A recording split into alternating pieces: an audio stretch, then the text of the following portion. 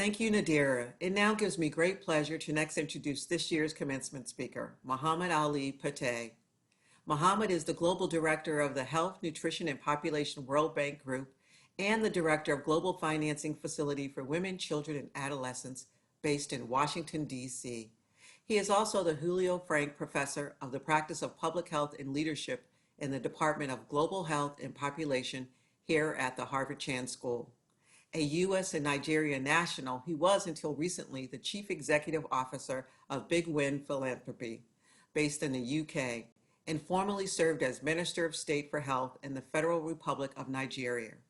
He has dedicated his career to strengthening public health systems and building innovative partnerships to combat preventable causes of mortality, and we are delighted that he has joined us here today to share his insights with our graduates and our larger school community.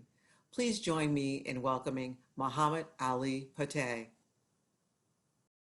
It is a great honor to join you on this day, which you have worked so long and so hard to reach. I imagine it looks a bit different than what you expected. Whatever you pictured, it surely didn't involve staring at me on a computer screen. These are unusual times, to say the least.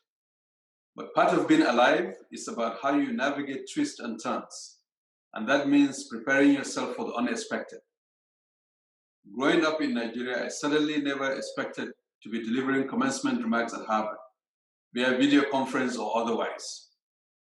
I come from what might seem like an unusual background, and from an extended family of herdsmen, not exactly a conventional path, but it turns out that those who tend to livestock have a lot to teach us about public health. Herdsmen and women do more than look after the basic physical needs of their flock. They must understand the broader terrain within which they walk, our relatives' place in the food chain, the effects of the sun and the water and the land, and how the health of each individual animal depends on an ecosystem. Even during the best of times, they are forced to do a lot with very few resources, to make sacrifices for the greater good, and every day make what could amount to life and death decisions. And they know that the choices they make will have consequences for their immediate survival and for generations to come. That's why one of the herdsman's most important tasks is to earn the trust of their flock and their community. With that trust, they must corral everyone in one direction and move them towards a shared goal.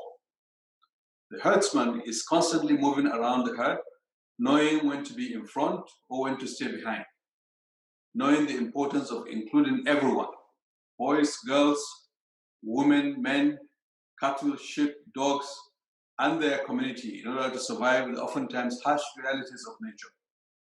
The herdsman is also forced to learn what is dangerous and what may be safe by looking both behind and ahead, and even sideways, left and right. Is any of this starting to sound familiar to you? These are some of the fundamentals of public health leadership.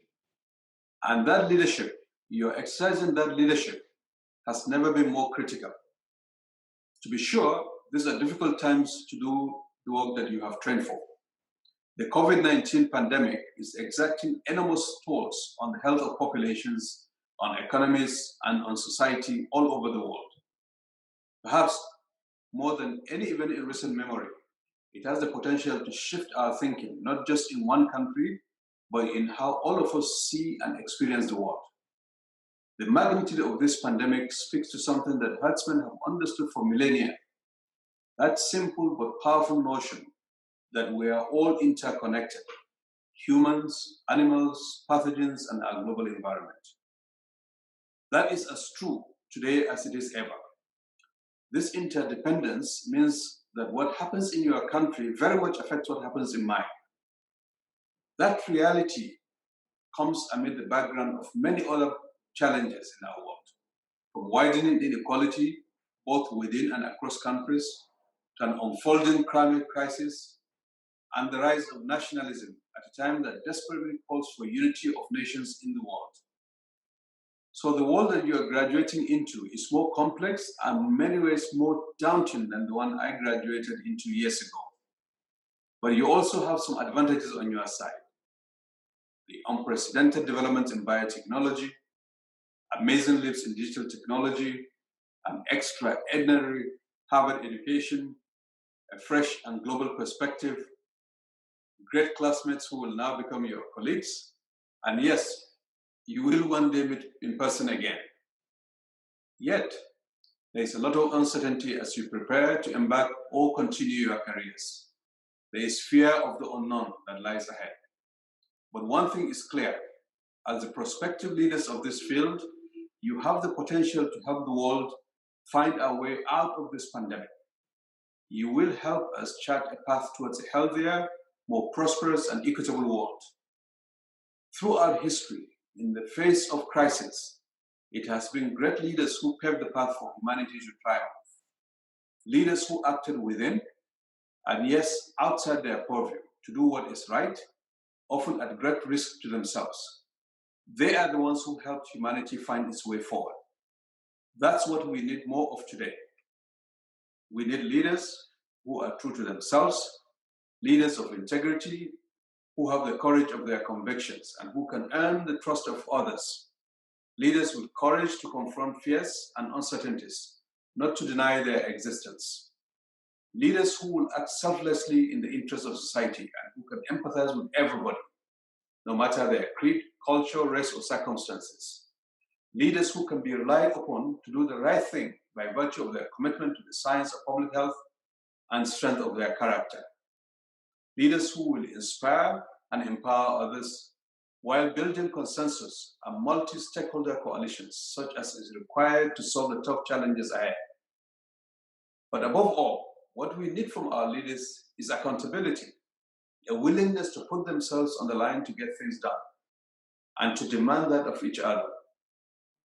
The work of public health leader is in many ways the work of the herdsman at scale, with keen observation, using scientific tools, galvanizing people from a range of backgrounds and perspectives towards a common goal, to not just overcome a crisis, but to make progress towards preventing the next one.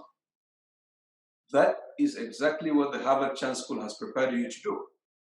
And that is how you will shepherd us towards a safer, healthier world. Because now, more than ever, the world is counting on scientists. It's looking up to public health practitioners to lead the charge towards a safe harbor for mankind. I'm confident that with leaders like you at the helm, the world will emerge from this crisis stronger and more resilient. By learning from our past, by seeking new answers with humility, by listening with empathy and grace, and by working together on behalf of our common humanity. Now is a time for hope. And the reason for our hope is not wishful optimism, but rather because you are better prepared for this than any other cohort of future public health leaders.